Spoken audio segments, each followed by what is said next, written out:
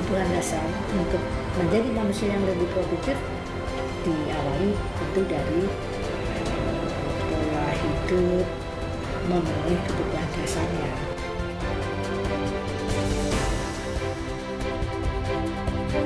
Air di sini sudah dilakukan uji labor dan itu layak minum, jadi sangat bagus.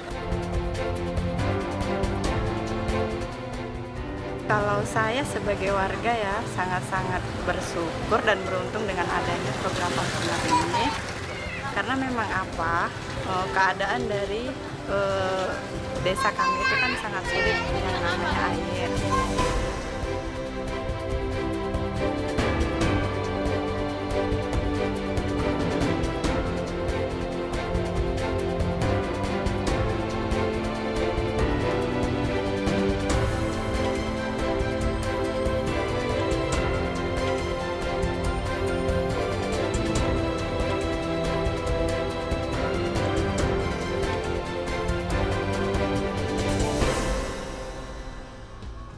Hidup sehat merupakan dambaan setiap orang.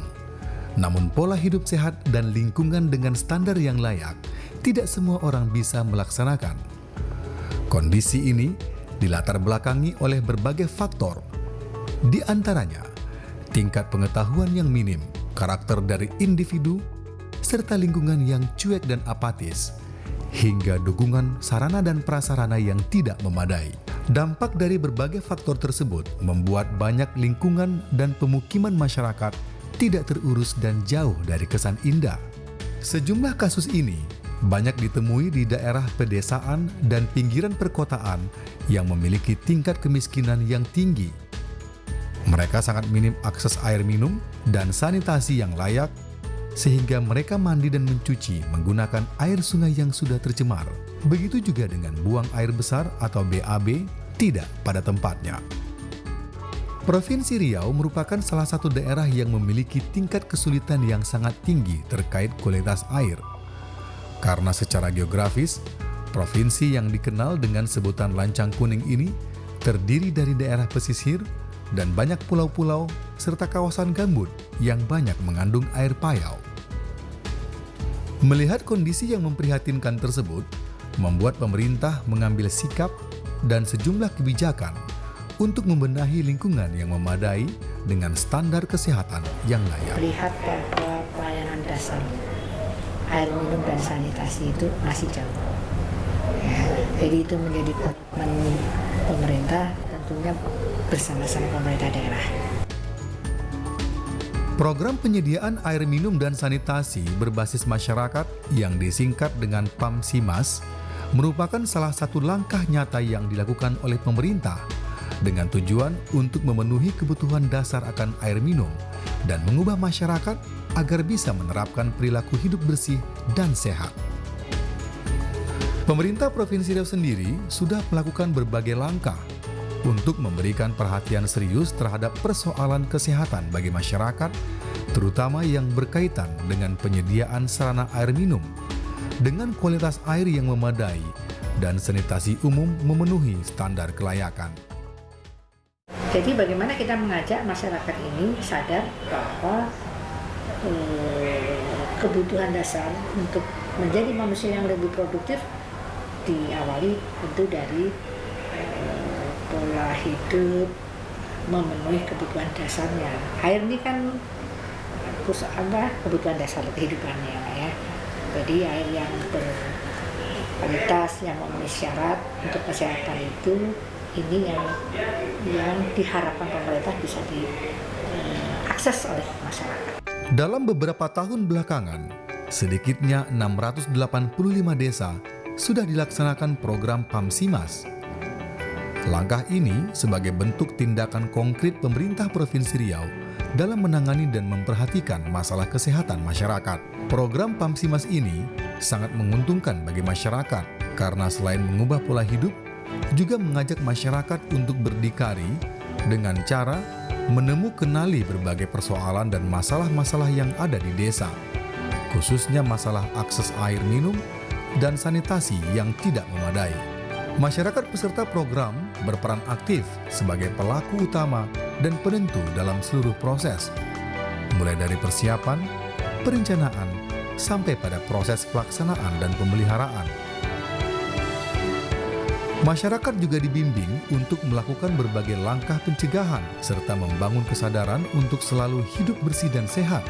Kegiatan program PAMSIMAS ini memiliki cakupan yang sangat luas, di antaranya pemberdayaan masyarakat dan pengembangan kelembagaan lokal, peningkatan perilaku hidup bersih dan sehat, penyediaan sarana air minum dan sanitasi umum, pengembangan kapasitas pelaku PAMSIMAS melalui promosi, pelatihan, lokakarya, serta bimbingan teknis. Ada beberapa strategi dan pendekatan yang dilakukan dalam program PAMSIMAS. Di antaranya, berbasis masyarakat, artinya program PAMSIMAS menempatkan masyarakat sebagai pengambil keputusan utama dan penanggung jawab kegiatan dan pengelolaan sarana air minum dan sanitasi. Langkah berikutnya adalah partisipatif. Dalam pelaksanaan PAMSIMAS ini tidak dikenal diskriminatif karena melibatkan seluruh elemen masyarakat, baik miskin maupun kaya, perempuan dan laki-laki, dan mereka menjadi pelaku utama terlibat secara aktif dalam seluruh tahapan kegiatan PAMSIMAS. Kemudian tanggap kebutuhan. Artinya, program PAMSIMAS menempatkan kebutuhan masyarakat sebagai faktor utama dalam pengambilan keputusan dengan memberikan pilihan yang terinformasikan dan hak bersuara dalam setiap tahapan kegiatan. Kesetaraan gender. Program PAMSIMAS memberikan kesempatan yang sama kepada perempuan seperti halnya laki-laki untuk mengambil keputusan, berpartisipasi aktif dalam semua kegiatan, dan bertanggung jawab terhadap pengelolaan sarana air minum dan sanitasi. Keberpihakan pada masyarakat miskin. Program PAMSIMAS menempatkan masyarakat miskin sebagai sarana utama penerima manfaat program. Keberlanjutan. Sarana terbangun dan perubahan perilaku dapat memberikan pelayanan dan manfaat secara menerus dengan mempertimbangkan kelayakan teknis, pembiayaan, kelembagaan, kesetaraan sosial, dan pelestarian lingkungan.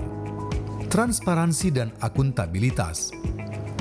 Pelaksanaan kegiatan dan pengelolaan sarana harus dilakukan secara terbuka dan dapat dipertanggungjawabkan.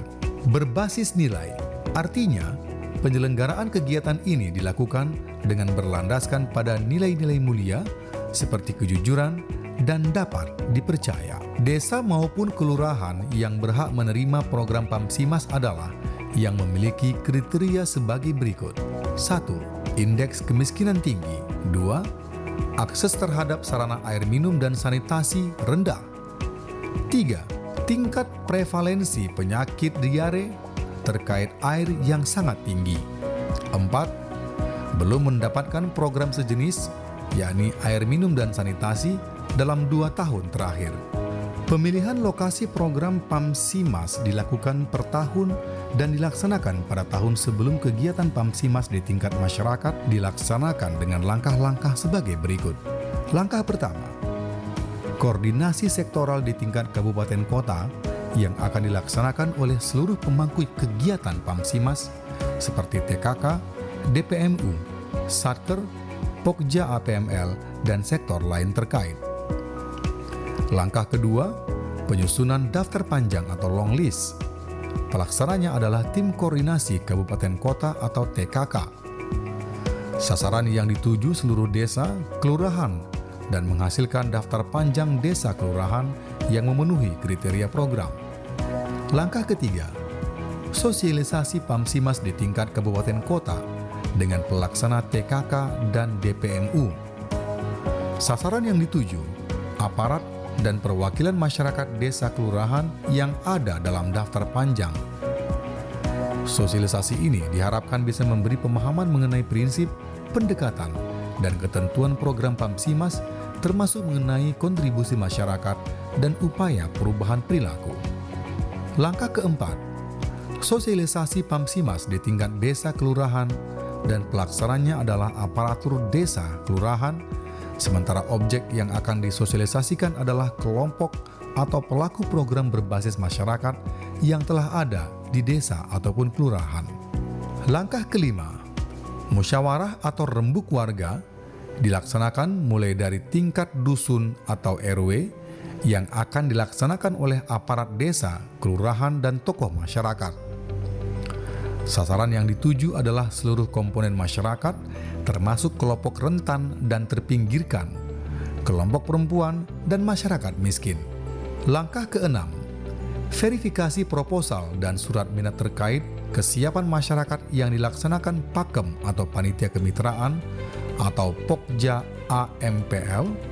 Sasaran yang dituju adalah desa, kelurahan yang mengirimkan SPMKP dan menghasilkan usulan desa kelurahan lokasi Pamsimas di tahun berjalan atau daftar pendek. Langkah ketujuh, penetapan desa kelurahan lokasi Pamsimas, pelaksana, TKK, dan bupati atau wali kota. Keluaran surat keputusan bupati atau wali kota tentang desa kelurahan lokasi Pamsimas.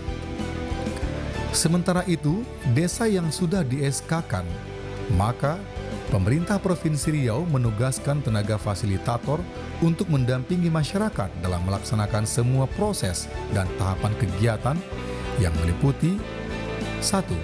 Pembuatan rencana kerja fisik air minum, rencana kerja fisik sanitasi, pelatihan-pelatihan, keuangan, teknik promosi kesehatan di sekolah dan masyarakat.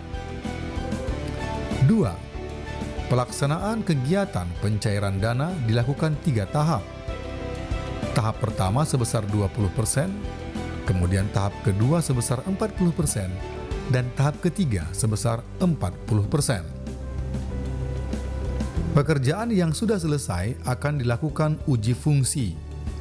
Tim monitoring turun ke lokasi untuk melihat mutu maupun bobot pekerjaan apakah sesuai dengan awal perencanaan. Baik, kita tadi sudah melakukan monitoring, langsung kita melihat hasil fisik sampai ke atas. Kita juga lihat kualitas air dan itu yang bagus, dan kita tanya kepada KKM, ternyata air di sini sudah dilakukan uji labor dan itu layak minum, jadi sangat bagus. Kemudian juga kita tadi sudah ke keran umum, kita juga lakukan uji fungsi, ternyata air sudah lancar, sudah mengalir sesuai dengan apa yang diharapkan masyarakat. Selanjutnya, pekerjaan yang sudah rampung dan layak digunakan langsung dilakukan serah terima fisik dari kabupaten ke kelompok keswadayaan masyarakat KKM, kemudian dari KKM ke pihak desa. Begitu juga semua di sekolah.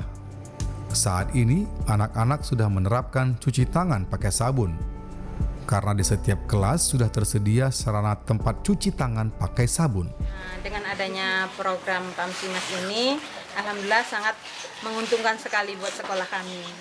Senang sekali ada cuci tangan yang dekat, bisa tertib, dan bisa tahu bagaimana cara cuci tangan yang benar. Kalau saya sebagai warga ya sangat-sangat bersyukur dan beruntung dengan adanya program Pamsimas ini.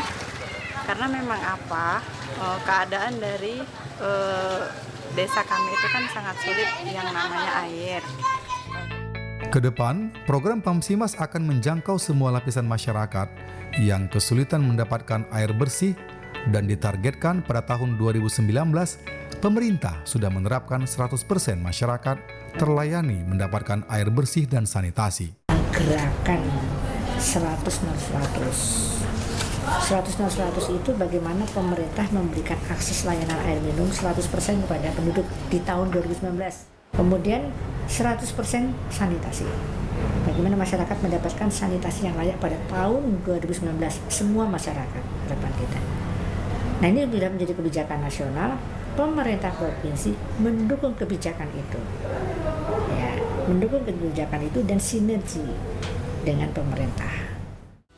Jika kebutuhan air bersih sudah terpenuhi dan sanitasi sudah memadai, masalah-masalah sosial yang biasa terdapat di kawasan kumuh akan bisa teratasi, sehingga masyarakat bisa menjalani pola hidup sehat dan kesejahteraan masyarakat bisa terangkat.